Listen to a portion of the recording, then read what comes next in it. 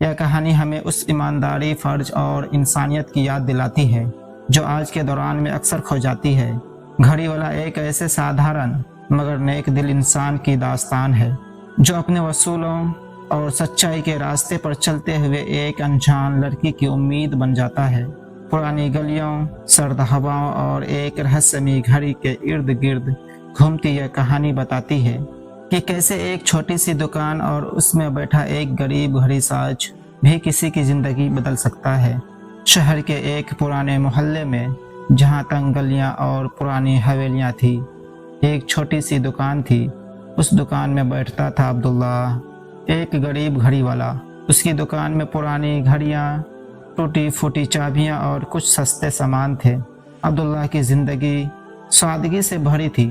وہ دن رات محنت کرتا، لیکن اس کی کمائی بس اتنی تھی کہ وہ اپنے پریوار کا پیٹ پال سکے۔ پھر بھی وہ ہمیشہ اللہ کا شکر ادا کرتا اور کبھی کسی سے شکایت نہیں کرتا۔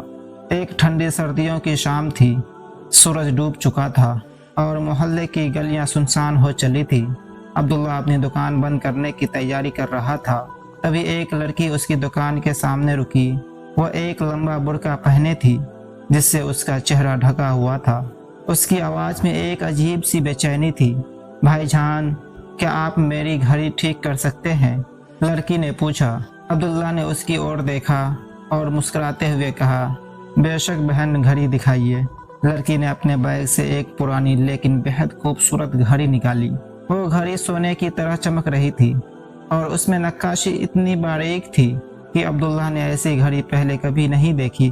اس نے گھڑی کو دھیان سے دیکھا اور کہا، یہ تو بہت قیمتی لگتی ہے، اسے ٹھیک کرنے میں تھوڑا وقت لگے گا، آپ کل آ جائیے گا۔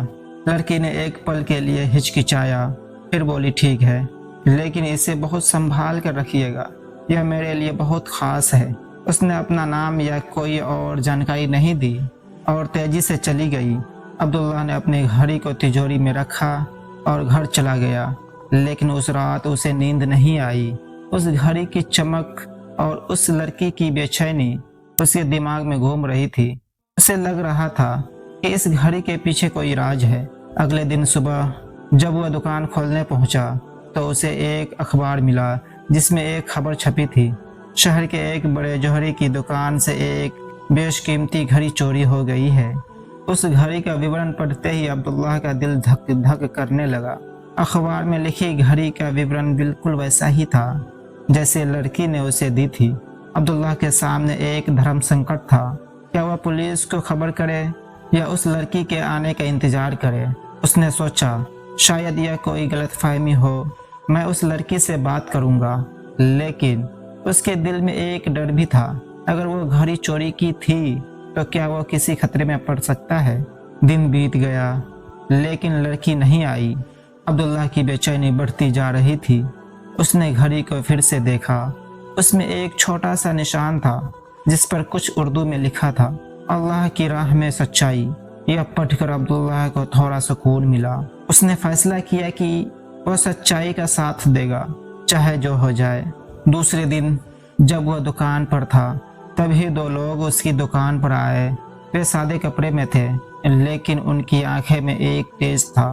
انہیں عبداللہ سے پوچھا، کیا تم نے حال ہی میں کوئی خاص گھڑی دیکھی ہے، سونے کی نقاشی والی؟ عبداللہ کا دل تیزی سے دھڑکنے لگا۔ اس نے شانت سور میں کہا، جی، ایک لڑکی آئی تھی، اس نے مجھے ایک گھڑی دی تھی ٹھیک کرنے کے لیے، لیکن وہ واپس نہیں آئی۔ ان دونوں ایک دوسرے کی اور دیکھا اور کہا، ہمیں وہ گھڑی دکھائیے۔ عبداللہ نے تجوری سے گھڑی نکالی اور انہیں دکھائی۔ جیسے انہوں نے گھڑی دیکھی، ایک نے کہا، یہ وہی گھڑی ہے، تم نے اس کے ساتھ پکڑا گیا ہے، اب سچ بتاؤ، تم نے اسے چرایا ہے یا پھر کوئی اور راز ہے؟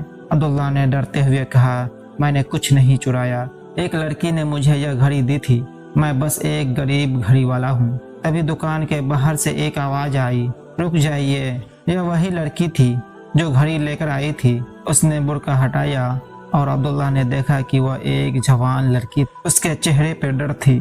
اس نے کہا، یہ گھڑی میری ہے، میں نے اسے عبداللہ کو ٹھیک کرنے کے لیے دیا تھا۔ ان دونوں لوگوں نے اس کی اور دیکھا اور پوچھا، तुम कौन हो और यह घड़ी तुम्हारे पास कहाँ से आई?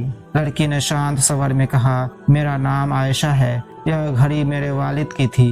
उन्होंने इसे मुझे दिया था ताकि मैं इसे बेचकर अपने परिवार की मदद कर सकूं। लेकिन कुछ लोग इसे चुराने की कोशिश कर रहे हैं, इसलिए मैंने इसे अब्दुल्लाह को दिया ताकि यह महफूज रहे। अब्दुल्ला और वो दोनों लोग हैरान थे। आयशा ने आगे बताया, मेरे वालिद एक जौहरी थे। उनकी मृत्यु के बाद कुछ लालची रिश्तेदारों ने हमारा माल हड़प कर लिया। यह घड़ी मेरे पास उनकी आखिरी निशानी है। मैं इसे बेचना नहीं चाहती, लेकिन मेरे परिवार की हालत ऐसी है कि मेरे पास कोई चारा नहीं था। उन दोनों लोगों ने आयशा की बात सुनी और कहा, हम पुलिस से हैं। हमें इस घड़ी की चोरी की खबर मिली थी, लेकिन तुम्हारी बात से लगता है कि यह तुम्हारी है। फिर भी हमें कुछ सबूत चाहिए। आयशा ने अपने बैग से कुछ कागजात निकाले जिसमें उसके वालिद का वसीयतनामा और घड़ी की तस्वीर थी। पुलिस वालों ने कागजात देखे और संतुष्ट हो गए। उन्होंने आयशा से माफ़ी मांगी और अब्दुल्लाह की तारीफ की कि उसने घड़ी को संभाल कर रखा और सच्चाई का साथ दिया। पुलिस वाले चले गए और आयशा ने अब्दुल्लाह की ओर देखकर कहा, भाईजान, आपने मेरी इज्जत और मेरे परिवार की उम्मीद बचाई है। मैं आपकी मेहरबानी कभी नहीं भूलूंगी। अब्दुल्ला ने मुस्कुराते हुए कहा, यह सब अल्लाह की मेहरबानी है बहन, मैंने बस वही किया जो मेरा फर्ज था। आयशा ने घड़ी बेचकर अपने परिवार की मदद की। उसने अब्दुल्ला को भी कुछ पैसा देना चाहा, लेकिन अब्दुल्ला ने मना कर दिया। उसने कहा, मेरी कमाई में बरकत है, तुम अपने परिवार का ख्याल रखो।